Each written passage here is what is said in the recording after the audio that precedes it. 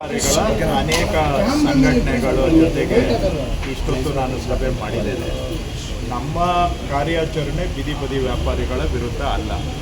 ನಾವು ಮಾಡ್ತಾ ಇರೋದು ಸುಪ್ರೀಂ ಕೋರ್ಟ್ನ ನಿರ್ದೇಶನದ ಹಿನ್ನೆಲೆಯಲ್ಲಿ ಫುಟ್ಪಾತ್ನಲ್ಲಿ ಇರುವಂಥ ಒತ್ತುವರಿಗಳನ್ನು ತೆರವು ಮಾಡುವಂಥ ಕೆಲಸ ನಾವು ಮಾಡ್ತಾ ಇದ್ದೇವೆ. ಇದರಲ್ಲಿ ಬೆಂಗಳೂರಲ್ಲಿ ಒಂದು 3 ವರ್ಷದಿಂದ 931 ಜನ ಪಾದಾಚಾರಿಗಳು ಆಕ್ಸಿಡೆಂಟಲ್ಲಿ ಸಾವನ್ನಪ್ಪಿದ್ದಾರೆ. ಅದನ್ನು ಹೊರತುಪಡಿಸಿ ಸುಮಾರು 3800 ಜನ ಸಿವಿಯರ್ ಇಂಜುರಿಗಳನ್ನು ಅನುಭವಿಸಿದ್ದಾರೆ. ಅದಲ್ಲದೆ ಒಂದು 3500 ಜನ ಮೈನರ್ ಇಂಜುರೀಸು. ಸೊ ಎಲ್ಲ ಸೇರಿಸಿದ್ರೆ ಸಾವಿರಾರು ಜನ ಇವತ್ತು ಪಾದಾಚಾರಿಗಳು ದುರ್ಘಟನೆ ರೋಡ್ ಆಕ್ಸಿಡೆಂಟ್ಗಳಿಗೆ ತುತ್ತಾಗ್ತಾ ಇದ್ದಾರೆ. ಸುಪ್ರೀಂ ಕೋರ್ಟ್ ಇದನ್ನು ಗಮನಕ್ಕೆ ತಗೊಂಡು ಪಾದಾಚಾರಿಗಳಿಗೆ ಓಡಾಡುವಂಥದ್ದು ಮೂಲಭೂತ ಹಕ್ಕು, ಅದನ್ನು ಸರ್ಕಾರ ಅವರಿಗೆ ಆ ಹಕ್ಕನ್ನು ಸಿಗುವಾಗೆ ಮಾಡಬೇಕಾದ್ರೆ ಪಾದಾಚಾರಿ ಮಾರ್ಗಗಳಲ್ಲಿರುವ ಎಲ್ಲ ಒತ್ತುವರಿಗಳನ್ನು ತೆರವು ಮಾಡಬೇಕು ಅಂತ ಹೇಳಿದ್ದಾರೆ. ಈ ನೆಲೆಯಲ್ಲಿ ನಾವು ಇಲ್ಲಿವರೆಗೂ ಮಾಡಿರೋ ಕಾರ್ಯಾಚರಣೆಯಲ್ಲಿ ಸುಮಾರು 1581 ಕಡೆ ಅವರು ಮೆಟ್ಲುಗಳು ಮಾಡ್ಕೊಂಡು ಬಂದಿದ್ದನ್ನು, ರ್ಯಾಂಪ್ ಮಾಡಿದ್ದನ್ನು ತೆರವು ಮಾಡಿದ್ದೇವೆ. ಅದಲ್ಲದೆ ಸುಮಾರು 1800 ಕಡೆ 1790 ಅಂಗಡಿ ಮುಂದುಗಡೆ ಶೀಟ್ಗಳು ಹಾಕ್ಕೊಂಡು ರೋಡ್ ಮೇಲೆ ಪರ್ಮನೆಂಟ್ ಸ್ಟ್ರಕ್ಚರ್ ಮಾಡ್ಕೊಂಡಿದ್ದನ್ನು ತೆಗೆದಿದ್ದೇವೆ. ಅದಲ್ಲದೆ ಸುಮಾರು 2200 ಲೊಕೇಶನ್ನಲ್ಲಿ ಬೇರೆ ಬೇರೆ ರೀತಿಯ ಒತ್ತುವರಿಗಳನ್ನು ತೆರವು ಮಾಡಿದ್ದೇವೆ. ಸೊ ನಾವು ಎಲ್ಲವನ್ನೂ ಕೂಡ ಟ್ಯಾಕಲ್ ಮಾಡ್ತಾ ಇದ್ದೇವೆ. ಬರೀ ಬೀದಿ ಬದಿ ವ್ಯಾಪಾರಿಗಳನ್ನು ಎತ್ತುವಳಿ ಮಾಡ್ತಾ ಇದ್ದೇವೆ ಅನ್ನೋದು ಸತ್ಯ ಅಲ್ಲ. ಫುಟ್ಪಾತ್ ಮೇಲೆ ಯಾರ್ಯಾರು ಎನ್ಕ್ರೋಚ್ಮೆಂಟ್ ಮಾಡಿದ್ದಾರೆ, 2200 ಕಡೆ ಫುಟ್ಪಾತ್ ಮೇಲೆ ಅವರು ಅಡ್ವರ್ಟೈಸ್ಮೆಂಟ್ ಬೋರ್ಡ್ಗಳನ್ನ ಹಾಕಿದ್ದು, ಸೈನ್ ಬೋರ್ಡ್ಗಳು ಹಾಕಿದ್ದನ್ನು ತೆಗೆದಿದ್ದೇವೆ. 1580 ಕಡೆ ರ್ಯಾಂಪ್ಗಳನ್ನು ತೆಗೆದಿದ್ದೇವೆ, ಮೆಟ್ಲು ತೆಗೆದಿದ್ದೇವೆ. 1790 ಕಡೆ ಶೀಟ್ಗಳು ಹಾಕ್ಕೊಂಡು ಮುಂದೆ ಬಂದಿದ್ದನ್ನು ತೆಗೆದಿದ್ದೇವೆ. ಸೊ ಅದಕ್ಕೆ ಕಂಪೇರ್ ಮಾಡಿದರೆ ಬೀದಿ ಬದಿ ವ್ಯಾಪಾರಿಗಳು ಅಫೆಕ್ಟ್ ಆಗಿರೋರ ಸಂಖ್ಯೆ ಅದಕ್ಕಿಂತ ಕಡಿಮೆನೇ ಇದೆ ಇವೆಲ್ಲದಕ್ಕೂ ಕಂಪೇರ್ ಮಾಡಿದರೆ.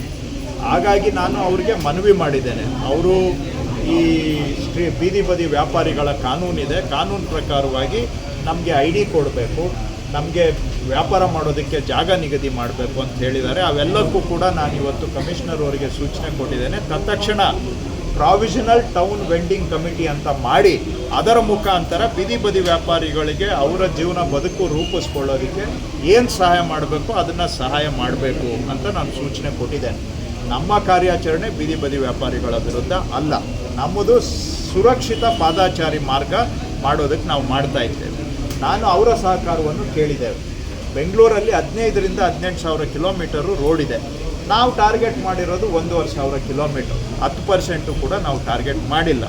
ಅಲ್ಲಿ ನೀವೇ ಸ್ವಯಂ ಪ್ರೇರಣೆಯಿಂದ ಆ ಜಾಗಗಳನ್ನು, ಮೇನ್ ರೋಡ್ಗಳನ್ನು ಬಿಟ್ಕೊಟ್ಬಿಡಿ. ನೀವೇ ಇಂಟರ್ನಲ್ ರೋಡ್ಸಲ್ಲಿ ಹೋಗಿ ನಾವು ಕೂಡ GBA ವತಿಯಿಂದ ನಿಮ್ಮ ಜೊತೆಗೆ ನಿಂತ್ಕೊಂಡು ನಿಮಗೆ ಆಲ್ಟರ್ನೇಟ್ ಲೊಕೇಶನಲ್ಲಿ ನೀವು ಬದುಕು ರೂಪಿಸ್ಕೊಳ್ಳೋದಕ್ಕೆ ನಾವು ಸಹಾಯ ಮಾಡ್ತೀವಿ ಅನ್ನೋ ಮಾತನ್ನು ನಾನು ಅವ್ರಿಗೆ ರಿಕ್ವೆಸ್ಟ್ ಮಾಡಿದ್ದೇನೆ. ಅವರ ಸಹಕಾರವನ್ನು ಕೂಡ ನಾನು ಕೋರಿದ್ದೇನೆ. ಸೊ ಇಷ್ಟು ಇವತ್ತು ನಡೆದಂಥ ಸಭೆಯ ಸಾರಾಂಶ. ಮುಂದುವರಿಯುತ್ತೆ ಸರ್ ಕಾರ್ಯಾಚರಣೆ ಮುಂದುವರಿಯುತ್ತೆ. ಸುಪ್ರೀಂ ಕೋರ್ಟ್ನ ಸೂಚನೆಯಂತೆ ನಾವು ಕಾರ್ಯಾಚರಣೆಯನ್ನು ಮುಂದುವರಿಸಲೇಬೇಕಾಗತ್ತೆ. ಯಾಕೆಂದರೆ ಪಾದಾಚಾರಿ ಮಾರ್ಗಗಳಿಗೆ ಫುಟ್ಪಾತಲ್ಲಿ ಓಡಾಡೋರಿಗೆ ಅದು ಓಡಾಡುವಂಥದ್ದು ಸುಪ್ರೀಂ ಕೋರ್ಟ್ ಹೇಳಿದೆ, ಇದು ಮೂಲಭೂತ ಹಕ್ಕು, ಫಂಡಮೆಂಟಲ್ ರೈಟ್ ಅಂತ ಹೇಳಿ.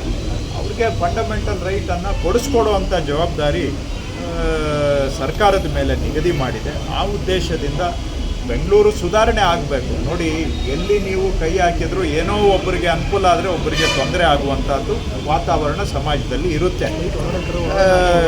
ಬೆಂಗಳೂರಲ್ಲಿ ನೀವು ಎಲ್ಲಿ ಕಸ ಸರಿ ಮಾಡೋಕ್ಕೆ ಕೈ ಹಾಕಿದರೆ ಅಲ್ಲೂ ಕೆಲವ್ರಿಗೆ ತೊಂದರೆ ಆಗುತ್ತೆ. ಉದಾಹರಣೆಗೆ ಹೇಳ್ತಾ ಇದ್ದೇನೆ. ಅಥವಾ ನಾಳೆಯಿಂದ ನಾವು ಈಗ ಬಿಟ್ಬಿಟ್ಟಿರೋ ಗಾಡಿಗಳು,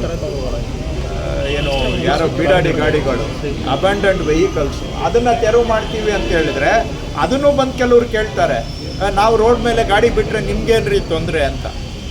ಎಲ್ಲದಕ್ಕೂ ಪ್ರಶ್ನೆ ಮಾಡೋರು ಇರ್ತಾರೆ. ಅಲ್ಲಿ ಯಾವುದು ಬೆಂಗಳೂರು ಸುಧಾರಣೆ ಆಗಬೇಕು ಅಂದರೆ ಸಲೀಸಾಗಿ ಯಾವುದೂ ಆಗೋದಿಲ್ಲ. ಕೆಲವು ಕಠಿಣ ತೀರ್ಮಾನ ತಗೊಂಡಾಗ ಅದಕ್ಕೆ ಕೆಲವು ಸಂದರ್ಭದಲ್ಲಿ ಕೆಲವರಿಂದ ಪ್ರತಿರೋಧ ಇರುತ್ತೆ. ಆದರೆ ನಾವು ಏನು ಮಾಡದೆ ಆಟೋಮೆಟಿಕ್ಕಾಗಿ ಬೆಂಗಳೂರು ಸುಧಾರಣೆ ಆಗಬೇಕು ಅಂದರೆ ಅದು ಬರೀ ಮ್ಯಾಜಿಕಲ್ಲಿ ಮಾತ್ರ ಸಾಧ್ಯ, ನಿಜ ಜೀವನದಲ್ಲಿ ಸಾಧ್ಯ ಇಲ್ಲ. ಬೆಂಗಳೂರು ಸುಧಾರಣೆ ಆಗಬೇಕಾದ್ರೆ ಕೆಲವು ಕಠಿಣ ತೀರ್ಮಾನ ತಗೊಳ್ಬೇಕಾಗತ್ತೆ. ಜನಗಳ ಸಹಕಾರವನ್ನು ನಾನು ಕೇಳ್ತಾ ಇದ್ದೇನೆ. ಇದರಲ್ಲಿ ನಮ್ಮದು ಏನು ವೈಯಕ್ತಿಕ ವಿಷಯ ಇಲ್ಲ. ಯಾಕಂದರೆ ನನ್ನನ್ನು ಕೆಲವರು ಭಾಳ ಅಸಹ್ಯವಾಗಿ ಮಾತಾಡಿದ್ದಾರೆ ಈ ವಿಷಯದಲ್ಲಿ, ಅಗೌರವವಾಗಿಯೂ ಕೂಡ ಮಾತಾಡಿದ್ದಾರೆ. ಸಾರ್ವಜನಿಕ ಜೀವನದಲ್ಲಿ ಪ್ರಜಾಪ್ರಭುತ್ವದಲ್ಲಿ ನಮ್ಮನ್ನು ತೆಗಳಿ ನಮ್ಮನ್ನು ಟೀಕೆ ಮಾಡಲಿ ಅಂದರೆ ಮಾತಾಡುವ ಸಭ್ಯತೆ ಎಲ್ಲೆಯನ್ನು ಮೀರಿ ಕೂಡ ಮಾತಾಡಿದ್ದಾರೆ. ಆಯಿತು, ಬೆಂಗಳೂರಿನ ಒಳ್ಳೆಯದಾಗುತ್ತೆ, ಅದಕ್ಕೆ ನಾನು ಬಯಸ್ಕೋಬೇಕು, ನಾನು ಅನ್ಪಾಪ್ಯುಲರ್ ಆಗಬೇಕು, ನಾನು ಜನರಿಂದ ಟೀಕೆಗೆ ಒಳಗಾಗಬೇಕು, ಅದರಿಂದ ಏನೋ ಬೆಂಗಳೂರಿಗೆ ಒಳ್ಳೆಯದಾಗುತ್ತೆ ಅಂದರೆ ಇರಲಿ, ಆಗಲಿ. ಯಾಕಂದರೆ ಕೊನೆಗೆ ನಾವು ಸಾರ್ವಜನಿಕ ಜೀವನದಲ್ಲಿದ್ದು ಏನೋ ಒಂದು ನಯಾ ಪೈಸಾ ಬೆಂಗಳೂರಿಗೆ ನಾವು ಒಳ್ಳೇದು ಮಾಡಿದರೆ ನಮ್ಮ ಜೀವನ ಸಾರ್ಥಕ ಆಗುತ್ತೆ. ಅದಕ್ಕೋಸ್ಕರ ನಿಷ್ಠೂರ ಆದರೂ ಪರವಾಗಿಲ್ಲ, ನಾವು ನಿಷ್ಠೂರ ಆಗಿ ಸುಧಾರಣೆ ಮಾಡೋದಕ್ಕೆ ಪ್ರಯತ್ನ ಮಾಡ್ತೇವೆ. ಯಾಕಂದರೆ ಇದರಲ್ಲಿ ಇಂಟ್ರೆಸ್ಟ್ ಅಂತೂ ಏನೂ ಇಲ್ಲ. ವೆಹಿಕಲ್ ತೆರವು ಕಾರ್ಯಾಚರಣೆಗೆ ಈಗಾಗಲೇ ತಾವು ಸಭೆ ಮಾಡಿದ್ದೀರಾ, ಸೂಚನೆ ಕೊಟ್ಟಿದ್ದೀರಾ? ಅಲ್ಲ, ಎಷ್ಟು ಪ್ರದೇಶದಲ್ಲಿ ಅನ್ನೋದನ್ನು ನಾಳೆ ಹೇಳ್ತೀನಿ. ನಾಳೆ ನೀವು ಬನ್ನಿ, ಲೊಕೇಶನ್ ಹೇಳ್ತೀನಿ, ನಾಳೆ ಅದನ್ನು ಹೇಳ. ಎಲ್ಲಿ ತನಕ ಮುಂದುವರಿಯುತ್ತೆ ಸರ್ ಇದೇ ಥರ? ನಾನು ಈ ಮುಖ್ಯ ರಸ್ತೆಗಳನ್ನು ನಾವು ಗುರಿಯಾಗಿ ಇಟ್ಕೊಂಡಿದ್ದೇವೆ. ಮುಖ್ಯ ರಸ್ತೆಗಳನ್ನು ಇನ್ನೂ ಮುಂದುವರಿತೇವೆ. ಎಷ್ಟು ದಿನ ಆಗುತ್ತೆ ಹೇಳೋಕ್ಕಾಗೋದಿಲ್ಲ. ಇಲ್ಲಿವರೆಗೂ ಒಂದು 430 ಕಿಲೋಮೀಟರ್ ಅಷ್ಟು ಟ್ಯಾಕಲ್ ಮಾಡಿದ್ದೇವೆ. ನೋಟಿಸ್ ಕೊಡ್ತಿಲ್ಲ, ಜಾಗ ಗುರುತು ಮಾಡಿಲ್ಲ, ಸ್ಥಳಾಂತರಕ್ಕೆ ಒಂದು ಜಾಗ ಕೊಟ್ಟಿದ್ರೆ ಅಲ್ಲಿ ಹೋಗಿ ನಾವು ಬಿಟ್ಕೊಡ್ತಿದ್ವಿ ಅನ್ನೋದು ಸರ್ ಅವ್ರ ಪ್ರಶ್ನೆ. ಸ್ಥಳಾಂತರಕ್ಕೆ ಜಾಗನೇ ಕೊಟ್ಟಿಲ್ಲ ಅನ್ನೋದು. 90% ರೋಡ್ಗಳು ಅವ್ರಿಗೆ ಆಲ್ಟರ್ನೇಟ್ ಬಿಟ್ಟಿದ್ದೀವಲ್ಲ, ಅಲ್ಲಿ ಹೋಗಿ ಜೀವನ ಮಾಡಲಿ. ನಾನು ನಿಮಗೆ ಹೇಳಿದ್ರು ಕೂಡ ನೀವು ಅದು ಯಾಕೋ ನನ್ನ ಮಾತು ನಿಮಗೂ ಕೇಳಿಸ್ತಾ ಇಲ್ಲ. ನಾನು ಏನು ಹೇಳ್ತಾ ಇದ್ದೇನೆ, 90% ರೋಡು ನಿಮಗೆ ವ್ಯಾಪಾರ ಮಾಡೋದಕ್ಕೆ ಮುಖ್ಯವಾಗಿದೆ. ಅಲ್ಲಿ ಎಲ್ಲಾದರೂ ಸೆಲೆಕ್ಟ್ ಮಾಡಿಕೊಂಡ್ರು ಮಾಡಿ. ಮೇಯ್ನ್ ರೋಡಲ್ಲಿ ಬಂದು ಸಾರ್ವಜನಿಕರಿಗೆ ತೊಂದರೆ ಮಾಡಿ, ಸಾರ್ವಜನಿಕರಿಗೆ ಜೀವಹಾನಿ ಆದರೂ ಪರವಾಗಿಲ್ಲ, ಮೇಯ್ನ್ ರೋಡಲ್ಲೇ ಮಾಡಬೇಕು ಅಂತ ಹೇಳಿದರೆ ಯಾವ ಕಾನೂನು ಹೇಳುತ್ತೆ? ಸುಪ್ರೀಂ ಕೋರ್ಟ್ನ ಪ್ರಕಾರ ನಾವು ಮಾಡ್ತಾ ಇರೋದು. ನೀವು ಕೂಡ ಈ ರೀತಿಯಾಗಿ ಈಗ ಏನು ಮಾಡಲಿಲ್ಲ ಅಂದರೂ ಟೀಕೆ ಮಾಡ್ತೀರಾ, ಏನಾದರೂ ಮಾಡಿದರೂ ಟೀಕೆ ಮಾಡ್ತೀರಾ. ಏನಾದರೂ ಬೆಂಗಳೂರು ಸುಧಾರಣೆ ಆಗಬೇಕಾ ಬೇಡವಾ ಅನ್ನೋದನ್ನು ನೀವು ತೀರ್ಮಾನ ಮಾಡ್ಕೊಳ್ಳಿ.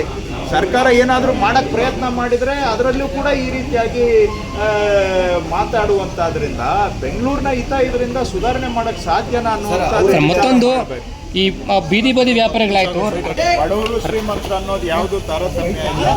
ಒಂದೊಂದು ಕ್ಯಾಂಪೇನೇ ಮಾಡ್ಕೊಂಡು ಹೋಗ್ತೇವೆ, ಒಂದೊಂದು ಆದ್ಮೇಲೆ ಒಂದೊಂದು ಕ್ಯಾಂಪೇನ್.